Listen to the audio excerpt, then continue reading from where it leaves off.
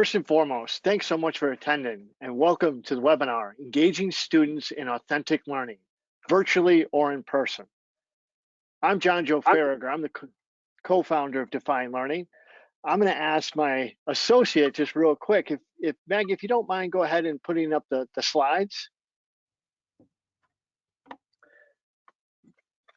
And depending on your location, I want to wish you all good afternoon, good morning, and since we have a number of international schools attending, we should add good evening.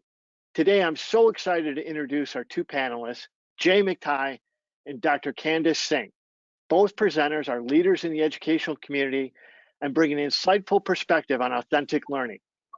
Many of you are familiar with Jay's published work in the educational field, having authored 17 critically acclaimed books. Today, he will discuss ideas from his latest book, Designing Authentic Performance Tasks and Projects, Tools for Meaningful Learning and Assessment. Dr. Candace Singh is the superintendent of the award-winning Fallbrook Union Elementary School District. Fallbrook is nationally recognized for their work in creating an innovative and forward-thinking leadership culture that encourages and teaches children to be the leader of their own lives and to use their leadership skills to make difference in the lives of others. Dr. Singh will show how FUESD incorporates authentic performance tasks in its K-12 curriculum to provide meaningful learning opportunities for all students. One quick housekeeping note. If you have any questions or comments, please type them into the question tab in the GoToWebinar application. We'd love to hear from you, and we'll answer the questions after the presentation section. Once again, thanks for attending, and I'll turn it over to Jay. Great. Good morning, afternoon, or evening, depending on where you are. Thanks, John Joe. I'm a real fan of Defined Learning, so I'm delighted to be with you on this webinar. I'm going to share my screen and jump right into my part of the webinar. The ideas I'm sharing with you come from three recent books that I've authored or co-authored. One is on designing authentic performance tasks and projects. One is a book called Leading Modern Learning that looks to integrate 21st century skills with academic disciplinary content. And the third is a book that's focused more on teaching for deep learning. Since our focus today is on performance tasks, let's just start with the basics. So what is a performance task and what are their features? Well, I suspect many of you know already. Our conception of a performance task is really any activity that engages students in performing with their knowledge. A performance task asks students to apply their knowledge to some situation, problem, context. A performance task reveals student understanding and ability to apply their learning, and the resulting product or performance that a student creates or a team develops will serve as evidence of their knowledge, skill, understanding, and so forth. I want to highlight the idea that a performance task has a real dual purpose. These serve as rich learning experiences, but also when we look at students, what students do on the task, they provide assessment evidence. So they give us a twofer, if you will. Some of you may be familiar with the name John Hattie. Dr. John Hattie is a New Zealander, a researcher who spent nearly 30 years studying teaching. You may know him from his award-winning book, Visible Learning. I've gotten to know John over the years, and I had dinner with him a year and a half ago in Melbourne, Australia, where he's based. And he talked to me about a new article that he had just written, and he gave me a copy. And here was a summary of his article. John said, in all of my 30 years of researching teaching, I've concluded that we can think about 3 levels of learning. John said there's surface level learning, where students are presented with information, or they may read it from a text, or the teacher lectures to them. And they may take in the information, and they may remember it even until the unit test. But it is often superficial, it's not deep, and it doesn't last. Then John says there's deep learning, which he defines as learning with understanding. That's what Grant Wiggins and I have written about in Understanding by Design. And John said that deepest learning prepares students to transfer.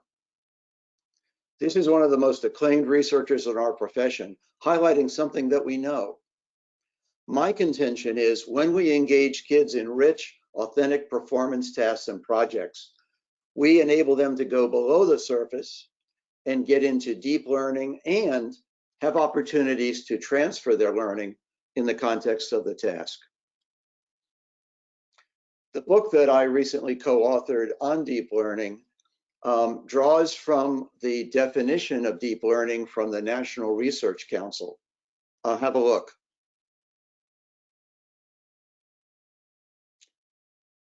They define deep learning, and I agree, as building the capacity for students to transfer their learning. And we know a modern education is preparing today's students for a world that's increasingly complex, interconnected, and unpredictable. And the tragedy of the pandemic that we are all suffering through is a sad case in point. This was not on most people's radar 8 months ago, but now it's hugely impacting the life of the world. Rote learning will not prepare students to address unforeseen, unpredictable, or novel circumstance. Understanding and their ability to apply their learning flexibly and fluidly will. That's what performance tasks, when done well, offer. Engaging students in working on performance tasks develops and deepens their learning and concurrently gives us evidence. To what extent do they understand and to what extent are they able to apply? When you look carefully at academic standards in the disciplines, whether it's your state standards, national standards, provincial outcomes, etc., when you read the opening pages of any discipline, you will see that they highlight preparing students to transfer. The graphic on the screen is one of my favorites. This was developed a couple of years ago when the Common Core Math and ELA standards were out and the next generation science standards were introduced. And the graphic shows the interplay of these standards. And when you look at all of the pieces, including the center, these are not calling for factual recall or basic skills. These standards go beyond the basics to outcomes that really require and call for performance. Those of you familiar with next generation science standards, as just one example, know that NGSS is calling for students to do science, not just learn information about science. Beyond the academic disciplines, we have increasing recognition of the importance of what I like to call transdisciplinary skills or competencies. The list on the screen is one that comes from an organization called NACE, the National Association of Colleges and Employers. Every year they do an annual survey asking employers, what are the skills that are most important in your field and to your work? Now, the results vary a bit from year to year, but the overall patterns are consistent. Talking about problem solving, effective communication through various media, ability to work well with teams, innovation, analysis, etc. These are the cross-disciplinary skills that the world needs. I suspect some of the people viewing this webinar are in schools or districts where you've adopted a quote portrait of a graduate, where you've identified maybe through a committee and a community process the kinds of competencies that we envision for a graduate of a modern education. Often we see reference to the 4 or the 5 C's: critical thinking, creativity, ability to work with teams, and the ability to communicate using various media for various audiences and purposes. These are performance-based skills, and the performance tasks from defined learning and others call for students to engage with these competencies. So let me wrap up my part of the webinar by taking a few minutes to look through some samples of performance tasks. And in the event you're not as familiar with these, have a look and think about what are the characteristics that you see. What are they asking kids to do? How are these different from a worksheet or a multiple choice test item? Let's have a look at a few. The first one could be used for any state or regional study or study of a nation for that matter. Students have to plan a tour to help visitors learn about the state. Here's an example of a performance task in visual art, one that my wife used as an art teacher at the high school level.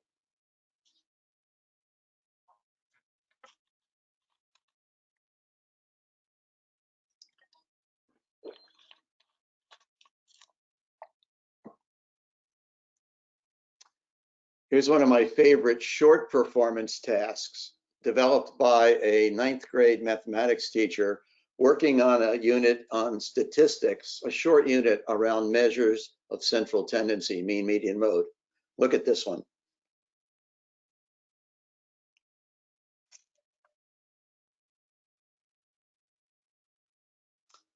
I love this task for a couple of reasons. One, it's very short. It's not a 3-week project. 2, it really does demonstrate understanding if the students really understand measures of central tendency. And thirdly, it's in the student interest to understand this. And the best performance tasks have those qualities. They're interesting, they're authentic, and there's some personal relevance for the student.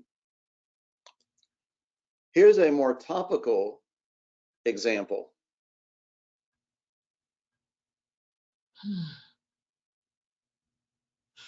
Talk about authentic and timely. So I could look at many more, and we will in a few minutes, but let me summarize. To me, the best performance tasks require application of learning. Kids use higher order thinking. These aren't tests of recall, they're tests of application. The tasks are set in a meaningful, authentic context. It may be real, like the COVID analysis, or maybe hypothetical. Imagine you're planning a state tour. But irrespective, we're engaging students in using knowledge in the way that people outside of school do those things. The task has a genuine purpose or goal for the learner. Typically, there's a target audience, real, or in some cases, hypothetical.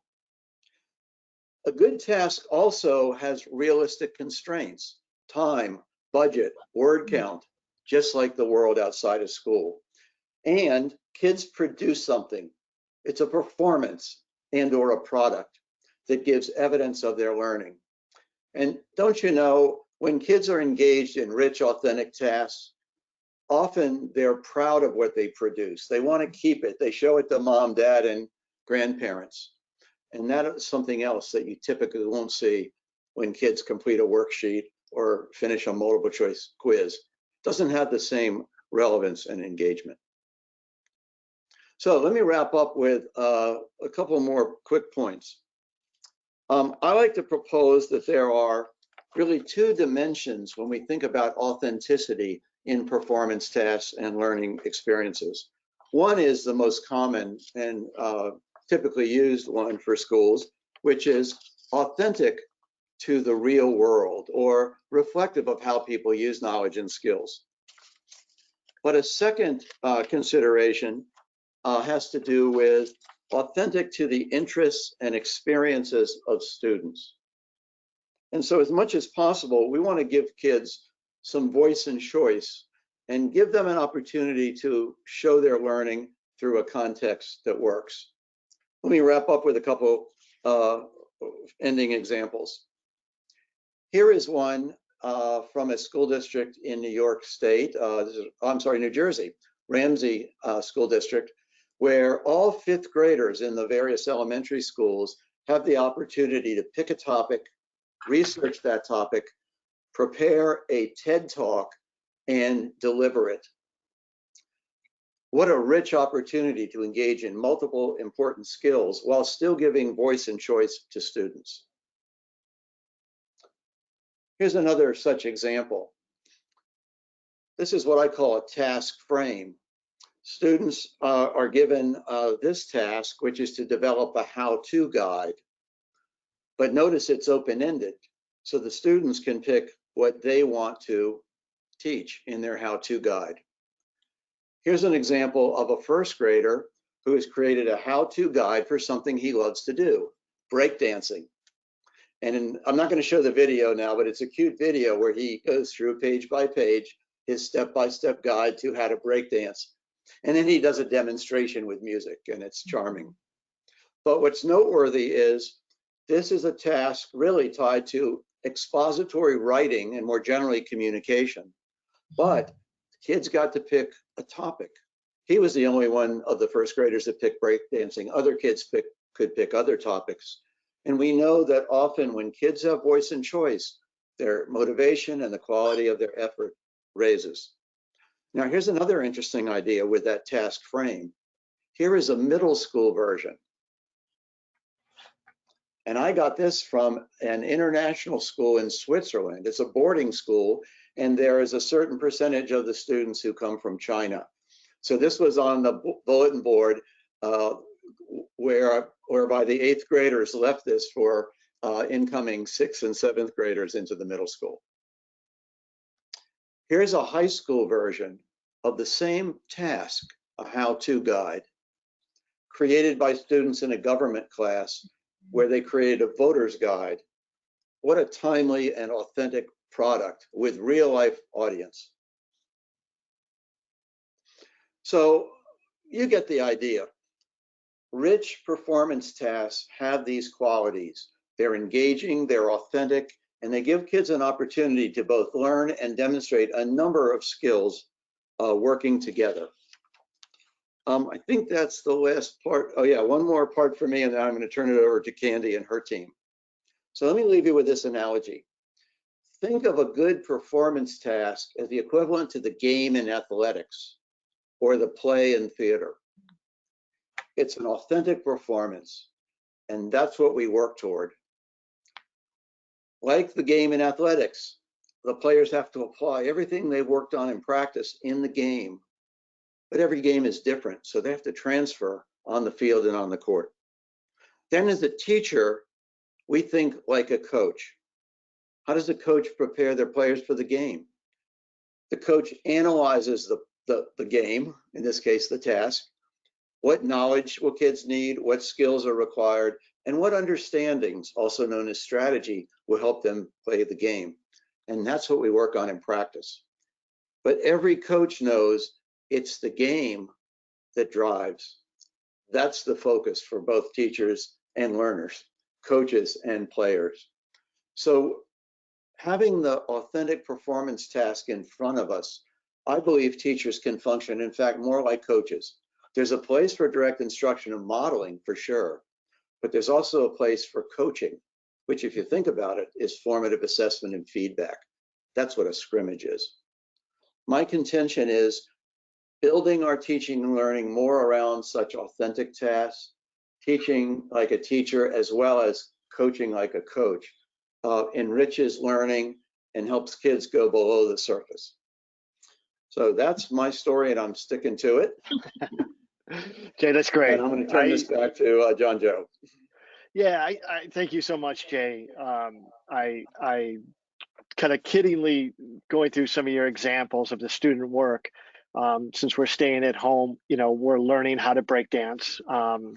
We're learning some of those other elements of trying to kind of cope with the new reality. And that's really where my question kind of comes into, Jay. It's like, this has been your work for many years, and you've seen many different examples and work with state departments and school districts all throughout the world. How has things changed in this either hybrid or remote setting? What are some of your insights that you can provide for those school districts that are looking to either enhance what they're doing around performance tasks or authentic learning, or take that first step and do it in this environment? Is it important? I think that's a pretty rhetorical question that I'm going to ask you, but could you give us your insight into what your thoughts are? Yes, it's a great and timely question, and I'll give you three. This has been the most disruptive period of education I've ever witnessed, and I've been in this profession 49 years.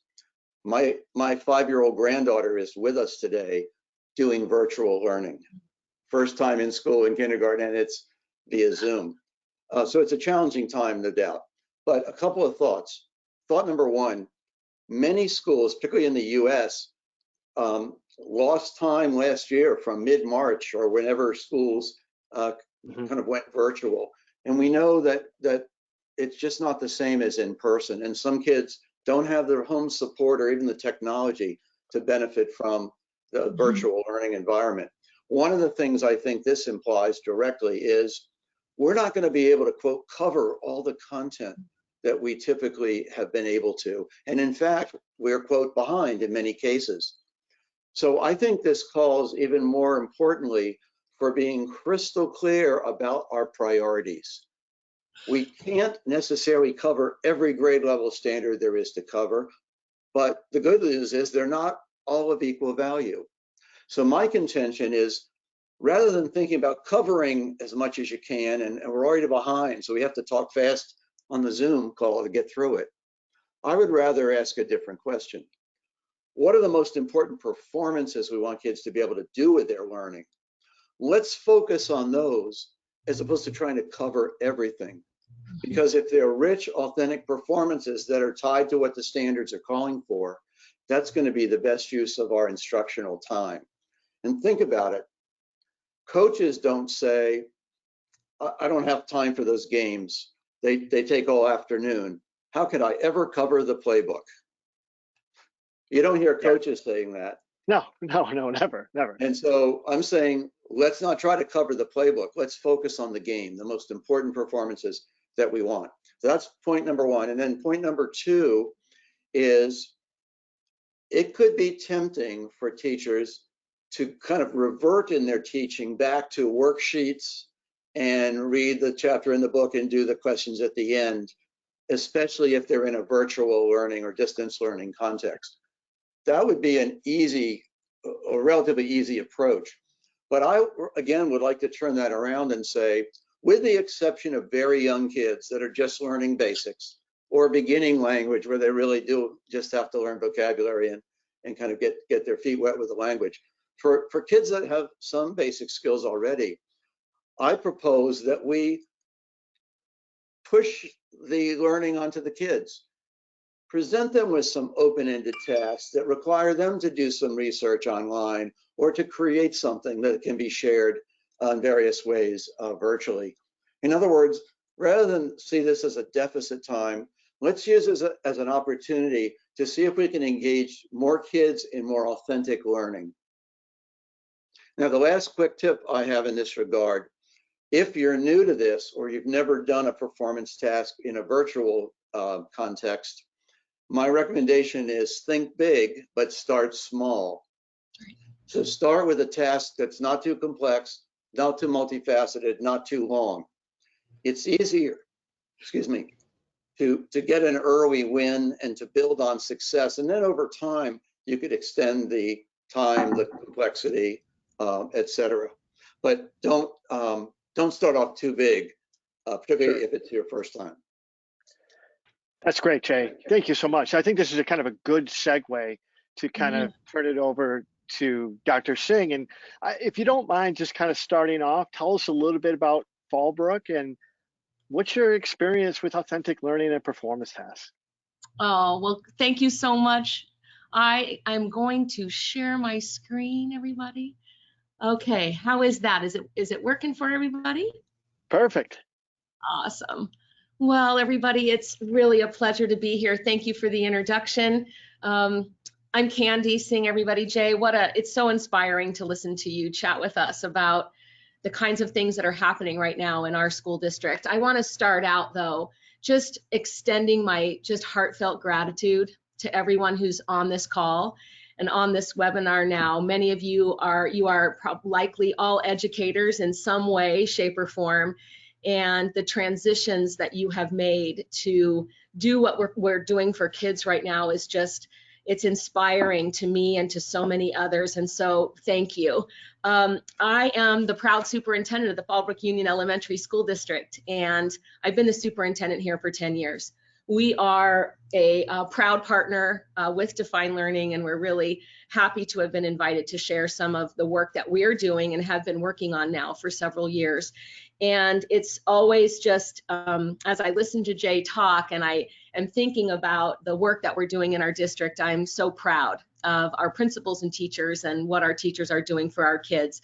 So I want to be able to just share with you some first. I want to start with just sharing about the priorities that we're really focused on in this school year, particularly now in as we're considering, we've been online in our district, we're getting ready to bring our kids back in a blended way. And so we really do see the work that we're doing now, it very much in line with what Jay's just described for everybody, which is an opportunity here. We really believe and are thinking carefully about how do we continue to engage children and young people in a way where what's going to get them out of their pajamas is actually the question that we're all asking ourselves, and what's most important now. And as we look as educators, as we look to be motivating our kids, and what do we really want for them, knowing that, as Jay said, we've lost time. We have more limited time during the day that we're actually seeing and working directly with students. And so these three areas have really become the priority for us this year, and is just the work is building on itself, from the authentic learning tasks and performance tasks we've been working on with our kids through interdisciplinary teaching, which two of our principals are going to jump on the line here in just a minute to give you some examples of that. But quickly, the first is focus and clarity. We are focused on what is our worthy and meaningful goals. We know that we need to be focused on the most essential things. And then how do we take those and create opportunities for children and for young people to be working on things that are motivating, that are meaningful, and that are engaging to them, to really want them to flip open this laptop, right, and to be joining us every day.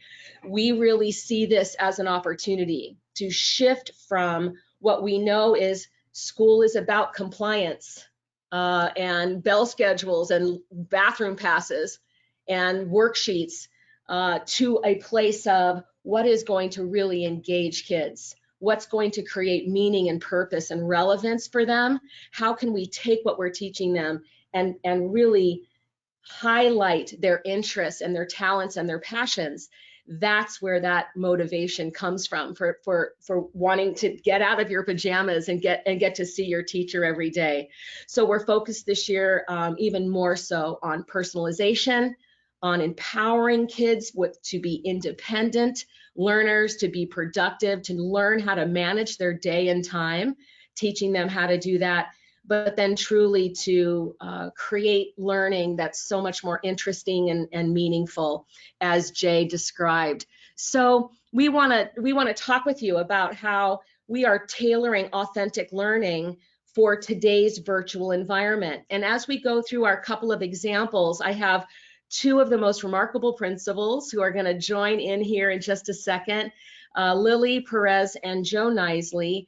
But we're sharing some examples with you today of some authentic learning tasks that have been taking place in our schools and with our kids over the last couple of years. And now that we're partnering with Defined Learning fully district-wide, we're really excited about the opportunity to take what we know is authentic learning, meaningful learning, and how do we bring that to a virtual environment? And we see beautiful ways to do that, and we're working on that as a school district now. So I'd like to introduce, for our first example, Joe Nisley. He's going to chat with you a little bit about the School Design Challenge at the Fallbrook STEM Academy. All right, well, thank you. It's a real honor to be part of this webinar with you. So thank you, and I'm really proud to share a little bit about what we're doing at Fallbrook STEM Academy.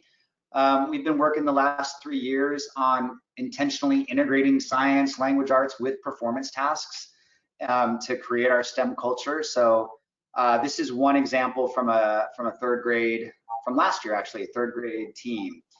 And it was a design challenge. So it focused on a school design, and the essential question that students really had to answer or demonstrate within their performance task was, how can they use balanced and unbalanced forces to create motion? So that was the overall question that they had to present a performance task to kind of answer. The content that they learned through this unit is right there, right? They learned about forces, they learned about magnetism, gravity, balanced and unbalanced forces, and then the engineering and design process to create their product. And this was about an 8-week unit that the students worked on. The task itself was that students had to design and build an invention that would make life easier or more enjoyable for other students at school.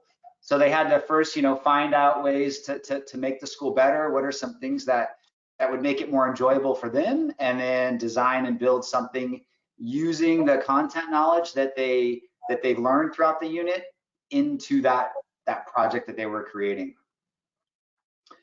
And so here's a couple examples. And the first one there, kind of in the foreground, is a young lady that wanted, a vending machine on campus. So she wanted to be able to get chips and candy bars and things like that. So we don't have that here, but so she designed one. So she built one, and she used, as you can see there, they labeled the forces that were at work there, so that she used magnetic force and gravity, and I think behind the scenes there was some friction and other things that were at play, but she got to apply the content to build that product. And the gentleman behind her, they thought it would be fun and more enjoyable at campus to have a racetrack. So they built a racetrack for their little Hot Wheel cars. And, it was great because through this process, the products weren't just an end of unit project. They were building this while they were learning the concepts. So this is their final version. And, there may be some forces at work that the teacher realized that weren't demonstrated in these. And so therefore the kids had to go back and redesign their product. So for example, this little car track, the car goes down, but then they needed a way to get the car back up. So they had to incorporate a magnet, attach it to the car, and use the magnetic force to pull it up. I think there was a place where friction wasn't evident. So they had to go back and they decided to glue some sand down on the track to provide some friction. And then they calculated the differences of the roll and all that of the car. So just a couple of examples to demonstrate what the students created.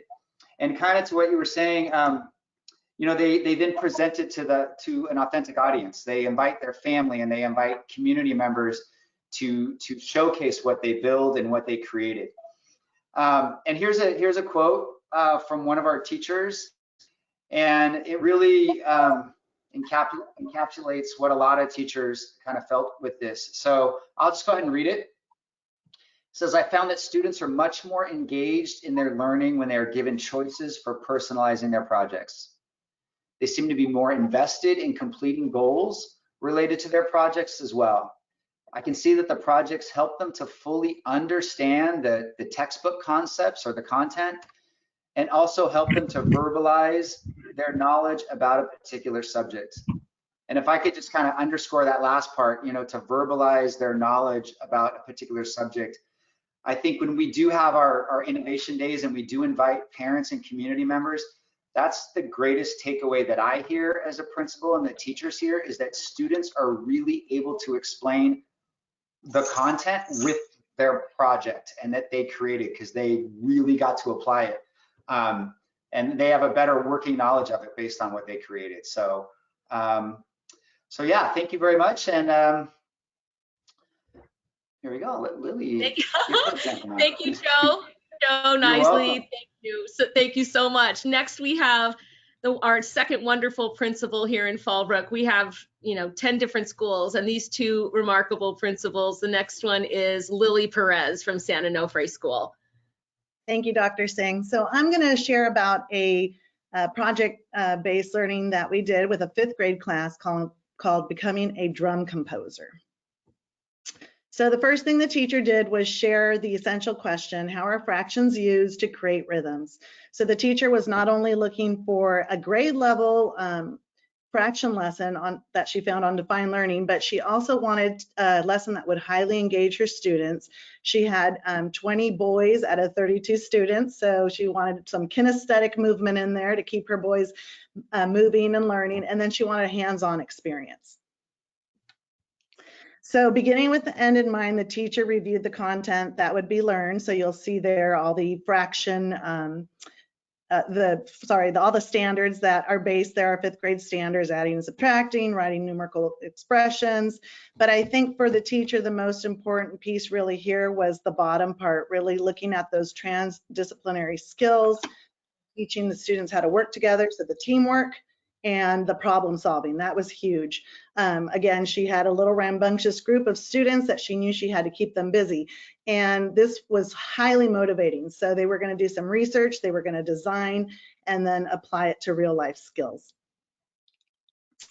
So in the next part, she introduced the performance task. So in this task, students were asked to create a musical composition that would be played on a drum that they would later design. So she already had the class right there. She said every morning when she picked up her line, first thing they did was like, when are we going to do this? When are we working on the project? When are we going to count our measures? When are we going to add our, so she said it was like nothing she's experienced before with a classroom so eager to learn. Super exciting. So we were able to break that into several different components. The first thing she had to do was some research. And so she's already thinking ahead for this year. They were able to do that individually or in a group, but for this year, she's thinking she can actually push this out to distance learning because much of this is already in the program. So they had to research types of music. Then they were tasked with creating a musical composition. And this was really fun. We were able to kind of turn to our in-house experts on music. We have a teacher who's a former music teacher. So they swapped classes and our music teacher came in, taught the students how to read notes, how to keep a beat, how to read measures. So their end all for that was to create a composition they would later play on the drum. So that was super exciting. At the beginning, students had the choice to work in groups or by themselves, and most students wanted to work with a buddy, but when they realized the drums were going home, almost the whole class switched to individual for the design process. And then here in the last piece, you're gonna see the students, they are actually creating drums. So you see the two young ladies there, they're actually putting their drums together in our makerspace. They had a lot of choice. They could bring things from home. They could use what we had in the makerspace. And then to the right, you see our young man already testing the drums because he knows he's going to present this to other classes and he's going to have to teach the musical notes and how he was able to add up all those notes, which then again was that key component was then translated right into the fraction unit. And I think one of the things I just want to share, the teacher found that these students were so eager and excited, but they were also quickly able to transfer these skills due to their experience with counting the notes. So the fraction lesson, she said, was a cinch. The kids aced the lessons. The other thing was the ownership that they had of the lesson, high levels of engagement. And then lastly, students came up with their own list of how applicable math is in so many different careers, from bakers to designers to architects. So it became a real, just amazing classroom project. And it lasted about 4 weeks, and she would do this in the afternoons. So last, I want to leave you with a student quote, and this is one of our amazing little 5th graders, George Campbell. And I'll go ahead and read it to you and just share some last thoughts. The biggest difference between the lesson was that we had more choice. We got to create something and learn fractions. We also learned how fractions are important in different careers, such as musicians. So this year, the teacher's already thinking how she's going to push this out with her hybrid model. Super excited to continue doing some of these lessons. Thank you. Beautiful. Beautiful, Lily. Thank you so much. Joe and Lily, I love just elevating the leadership of our principals, and I'm so grateful. Thanks, Joe and Lily. Really lovely examples. So I'm just going to close with this, and I know there's going to be an opportunity maybe for some more dialogue here, but one of the things that we know is so important in thinking about supporting teachers and changing their practice.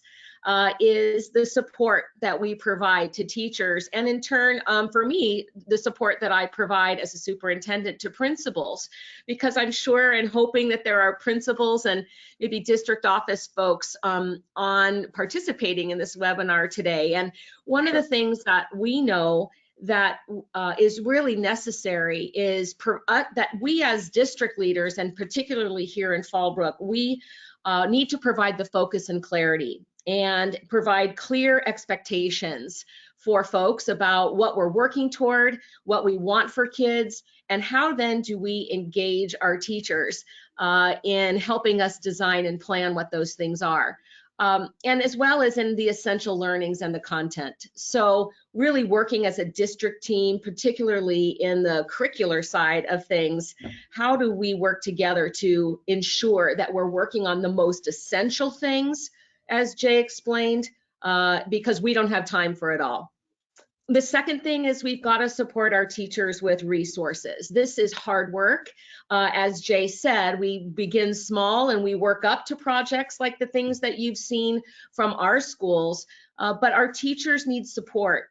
We have, up until just this year, full-time instructional coaches in every school. We provide resources such as defined learning district-wide for our teachers. We build in time and in the budget for collaboration and planning, where teachers get together from across the school district to work with each other to design authentic learning tasks like this. All of those things take time, and we honor our teachers with that time and the opportunity to get together. And then last would be professional development. We have 3 instructional coaches for the district this year. They offer personalized professional development in these areas, in developing units and tasks like this. And we provide opportunities for site visits, and teachers can go to see other schools and their colleagues across the district working on these kinds of tasks for the kids. So I'll just, and I'll end it there. I know, we've moved to this environment where, this is really challenging work we are asking folks to do right now. Teaching's always been challenging, but now in the environment we're in, we're asking folks to do things they've never done before. So the support that superintendents provide and the direction that we provide, and in turn how principals support teachers, it's so essential now, and as it always has been. But we're really proud and happy to share these examples with you. That's thank you so much, Candy. That was an amazing examples and very passionate leadership with Joe and Lily.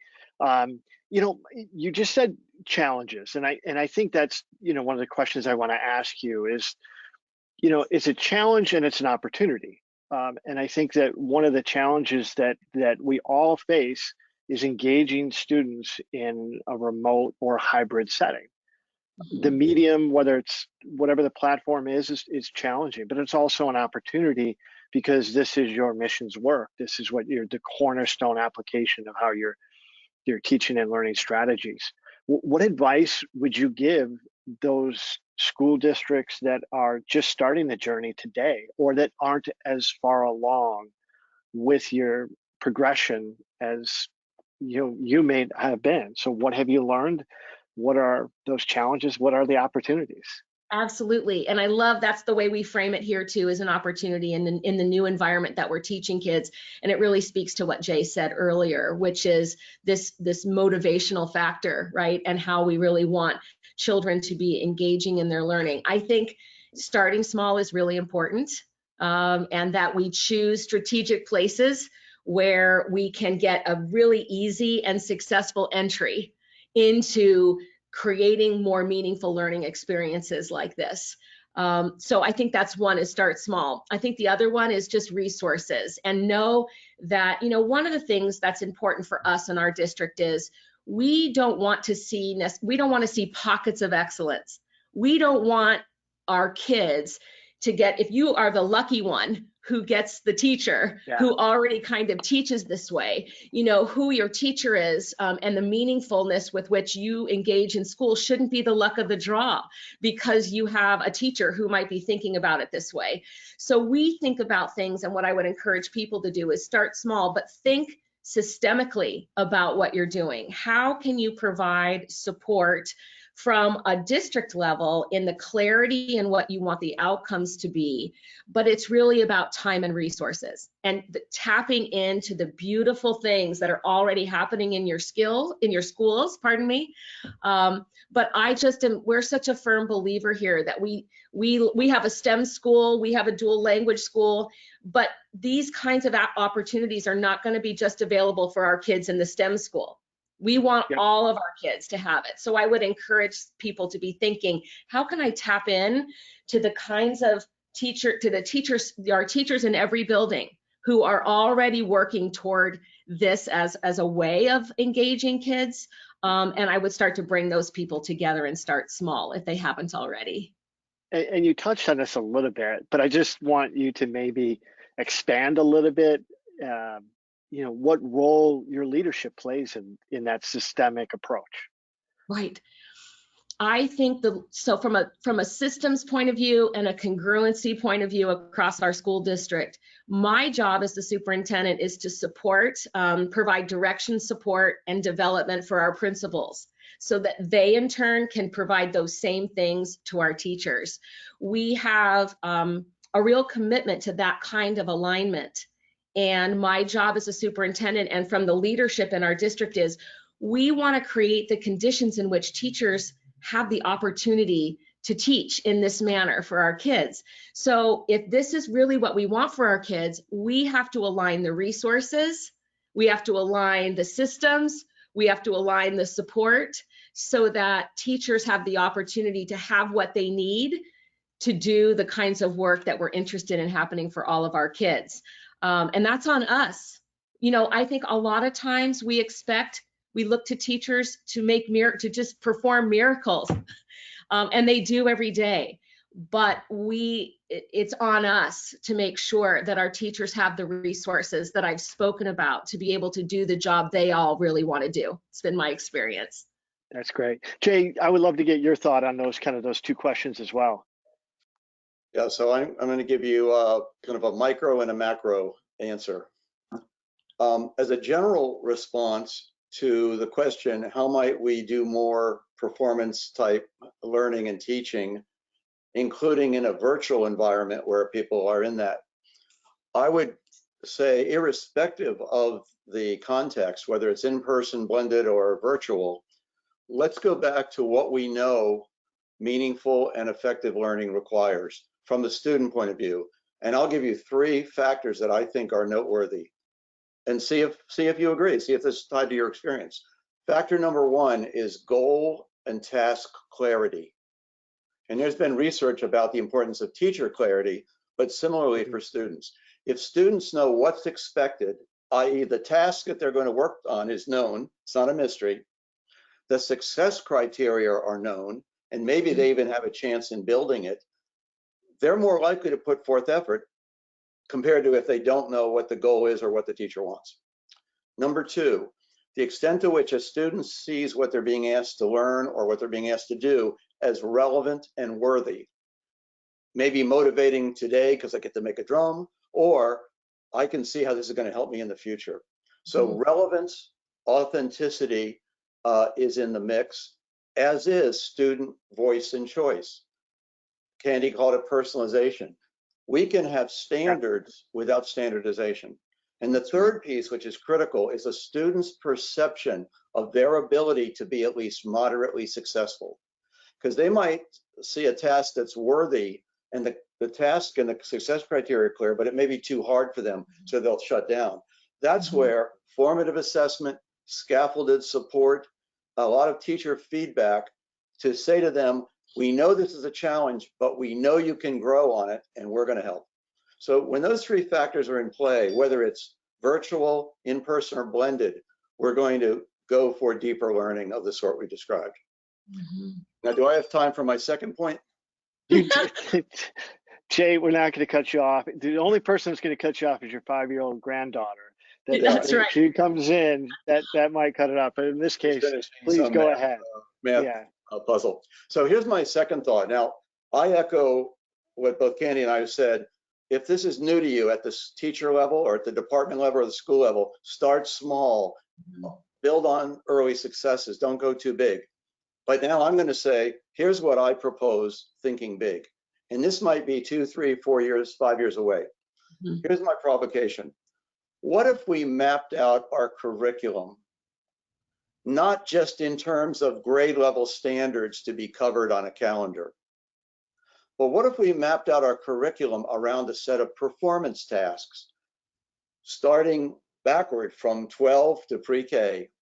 Some tasks would be subject specific, but increasingly authentic tasks and projects by definition cut across subject areas and bring in those 21st century skills. So what if we had truly a performance-based curriculum and teaching was like coaching the game? It's not you have to cover the playbook. It's that you work with the kids you have to go from simple to more sophisticated performances.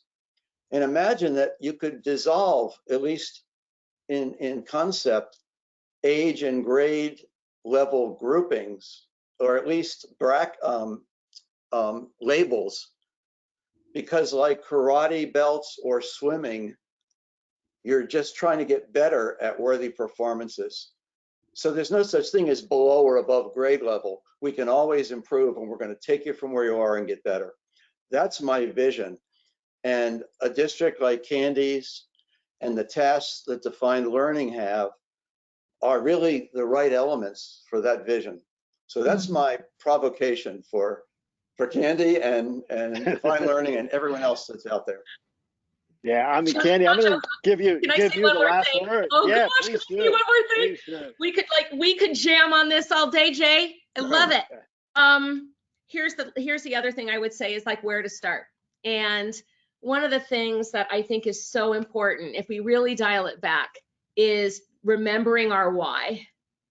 And remembering why we all most of us entered this profession, going back to the heart of what you knew you wanted to do for kids. You wanted children, most of us would say, we want children to feel loved, honored, and to feel that they're seen. And right now, more than ever in a time in over my 30 years of doing this, do I see the need for children to feel loved, honored, and seen.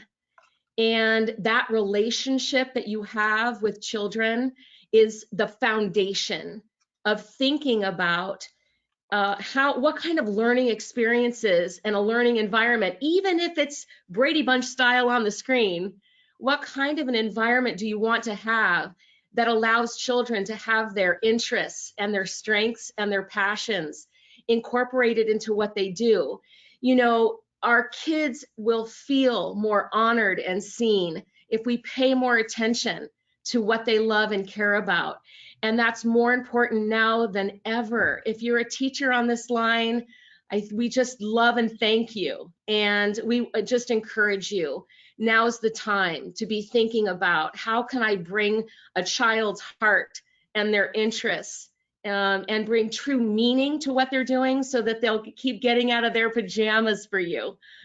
So Jay, what an honor to listen to you today. Thank you so much. Well, I'd like to thank you both.